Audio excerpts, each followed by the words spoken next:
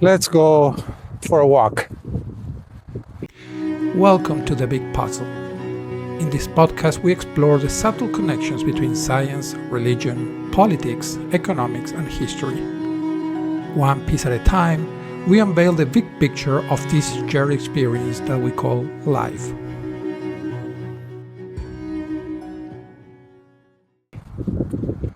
So we're here in Rexburg, Idaho again, and I wanted to just go for a walk and talk about some ideas. So let's start with creating a scenario. Let's say that you are standing on the edge of a cliff, right? And now you have two options. One option is, well, you jump off the cliff, and the other one is you stay where you are. So let's look at the advantages and disadvantages of both.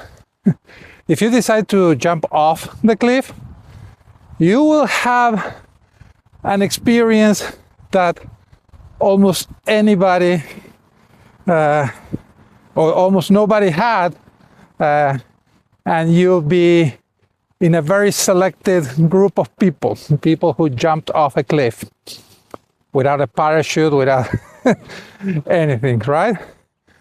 And that might be enticing, that might be exciting.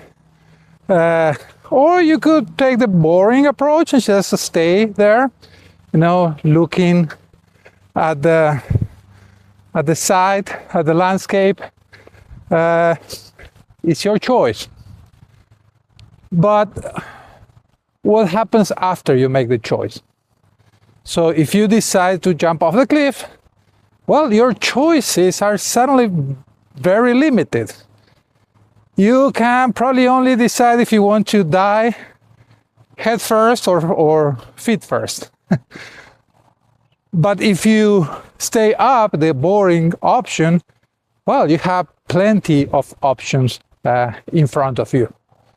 Let's say that you pick that one, the one of staying up, and at some point, one of the options is, okay, let's go and grab something to eat.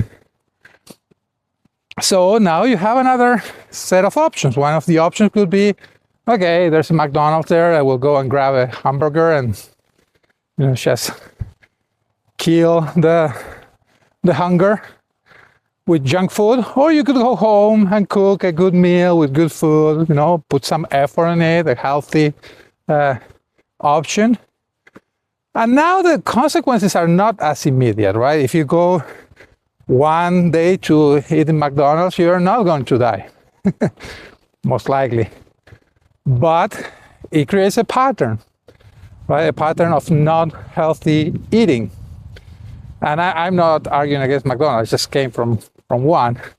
But what I'm saying is that the options of the unhealthy food, well, will limit your options in the future, because you're going to get sick and you're going to be overweight and many other things that are really limiting your future options. Now, if you eat healthy, well, then again, you will live longer, will have your health for longer. That opens more options. And well, after you eat, whatever you decide, then you can decide, okay, will I go and scroll through TikTok or Instagram for hours? Or will I go and grab a book and try to read something and learn and.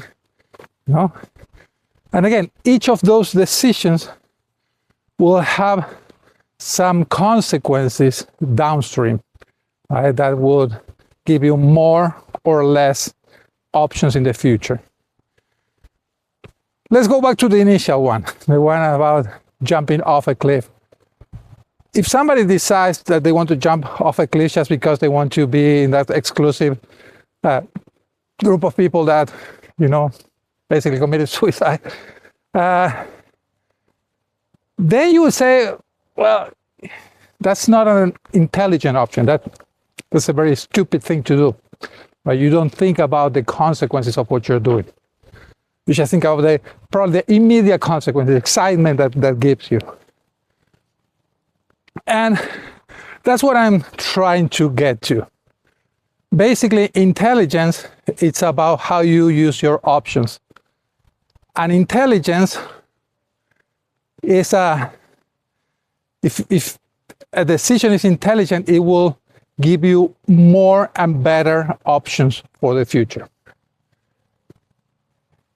I recorded a whole video about talking about unintended consequences. And I'm really, really surprised how as a society, because of convenience, we're losing the ability to understand the consequences of what we do. And that is bringing those consequences to us. I said I was not going to be talking about AI, but keep AI in all of this, right? So if you are intelligent, you can make decisions that will maximize your options for the future. What is the end of that? So interestingly enough, if we think, well, can you have infinite intelligence? Can you see infinitely deep into consequences? Can you have infinite options?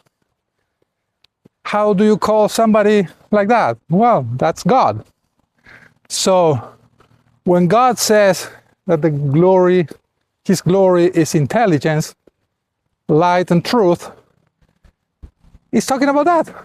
God has infinite options, and He can see all the consequences downstream of all those options, and He makes the best decisions. Now, when we're talking about options, we should consider something. It's not just about the raw number of options. It's about both the number and the quality of those options. Because if not, you could maximize for things that apparently give you a lot of options. You could think about wealth. If you have wealth, if you have riches, then you can do whatever you want. Yes, sort of. But what are the things that you cannot do? What is the opportunity cost of acquiring those riches? Right? For instance, there's people who also maximize for the options that they have today, not thinking about the options that they will have or not have in the future. One example, you decide not to have children. Yeah, and children are expensive, and children are sometimes problematic, not mine at all, but they could be, so it is trouble. It's putting yourself into an uncomfortable situation. But I can tell you something. If you don't have children, you will never have grandchildren. And if you are a grandparent, you will understand exactly what I'm saying. So, are you sacrificing future options for the option of, traveling the world, doing whatever you want, sleeping late, whatever, right? Yeah, you could misuse or perceive your immediate options as more important as your long-term options. So, I want to emphasize again this virtuous cycle. You're given some intelligence. If you use that intelligence properly, you will evaluate your options and you will make decisions. Now, I talk not only about the number and the quality, but also the intelligence can see the depth. And I'm thinking like a chess player, an example that I use in another video. So when we learn to play chess, we basically learn how the pieces move, or they can't move. And then you can say, well, I know how to play chess, which is true. You basically know you're not making any illegal move, but you're just using that knowledge in a very hedonistic way. So you say, oh, now I can eat that pawn. right? It's a valid move, and I can, kill that pawn, or and then I can move here. And so you're basically just looking one move ahead. There's no strategy, there's nothing. It's just what the thing that you perceive that you can do, and you just maximize for that first level.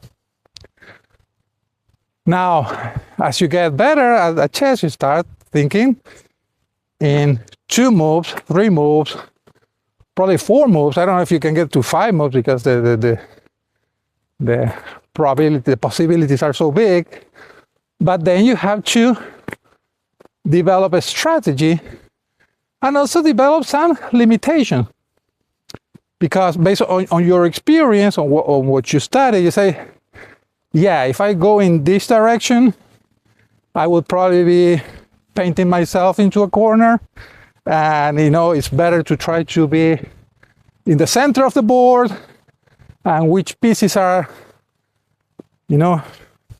I could sacrifice to get an advantage. Is that advantage worth the sacrifice? So all those things start making you more intelligent in playing chess. The same thing applies to our lives. We need to be able to go deeper and deeper into the consequences of what we do. Unlike the chess player that says, yeah, probably I don't want to go there because, yeah, it looks like it maximizes my options or my enjoyment now, but I know the long term will hurt me. That's why we have commandments. That's why God, who has seen all the possibilities, who is not going to restrict our options as much as he can. He wants us to learn, to experience, to make mistakes. But he knows that there are certain paths that will minimize our options really, really fast. And he gives us those heuristics. He gives us those limitations that we call commandments.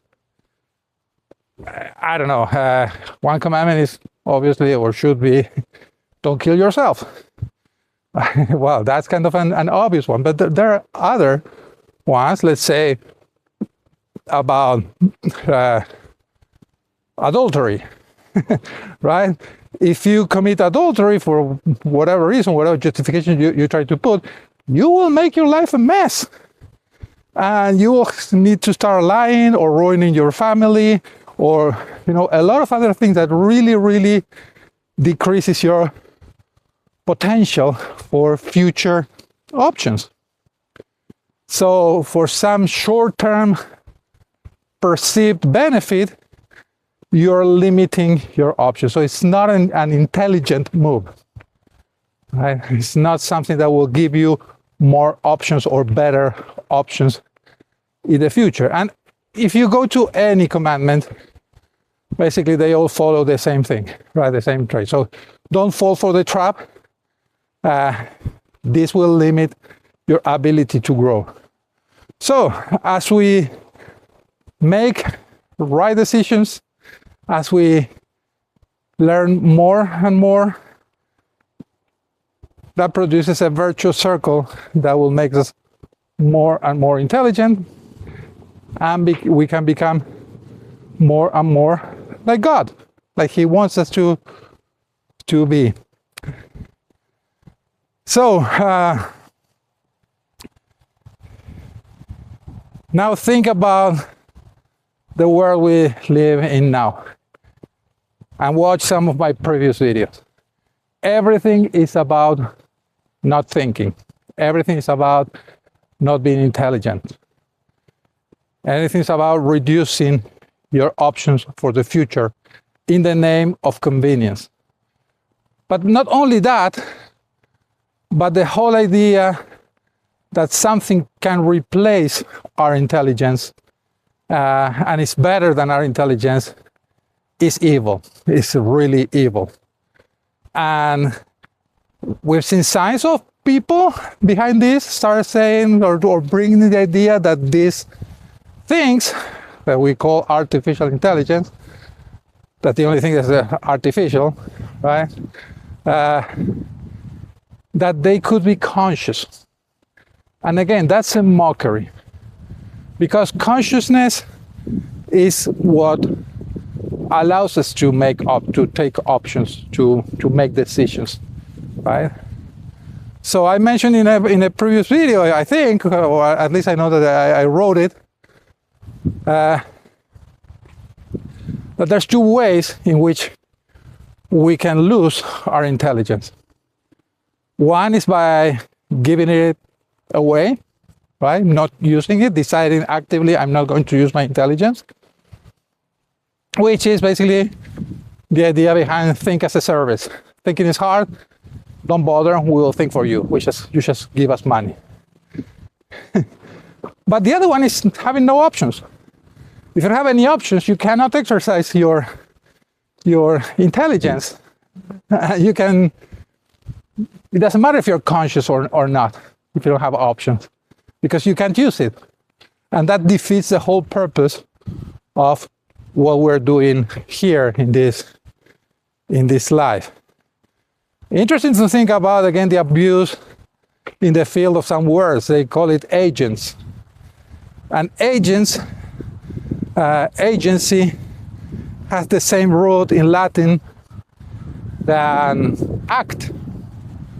And when we talk acting, agency, the ability to act, has to do with intention. So we don't say that if the wind topples a tree, we are saying, well, the wind wanted to, has the intention. Yeah, it acted on a tree, but it didn't have any intention. So that's not how we use acted, right? It's not just having an effect on something. It's having an effect with intention. So all these things come together. You cannot separate them. And no matter how much they try to convince you, that there is another savior that will save you, that you will, if this thing, it reaches AGI or super intelligence or whatever they call it, that will never happen, as we explained, that this will cure cancer and that this will bring prosperity and you don't have to work anymore. All those are lies, because they're not going to happen, and what is happening is exactly the opposite, and it's very obvious for anybody who want to see, who want to think, who want to see how the options are really, really being reduced in front of us, and we are willing, as a society, willing participants of that. So consciousness, intelligence, options, agency, they all go together. And if we use them properly, we will become more like God and receive some of His glory. His glory is intelligence. So guys, my invitation, think. Try to learn something new. Try to see unintended consequences, second order effects. Become a chess player of your own life, not only your mortal life, but your eternal life. So develop your intelligence to the best of your abilities. Read, use your mind, use your eyes. Don't summarize with AI. If you're watching at this point, we're almost 20 minutes in. And I know that 90% of the people who started watching this video have abandoned it. What can I say? If you cannot think or bear for 20 minutes to look at an old man walking in the streets of Fresno, Idaho, talking about your eternal salvation and the glory of God, then, well, there's nothing I can do. But if you're still here, thank you. I hope that you learned something. I hope that this helps you make changes in your life that I'm trying to do myself, the more I learn about these things. And try to share these things with other people through this video, through whatever it means, especially your friends, your family, people who know that you care about them. Try to share these things, because again, we are at war, and the war is always for our agencies, like it's been since the beginning. So don't give up, keep the faith, keep fighting, and be smart.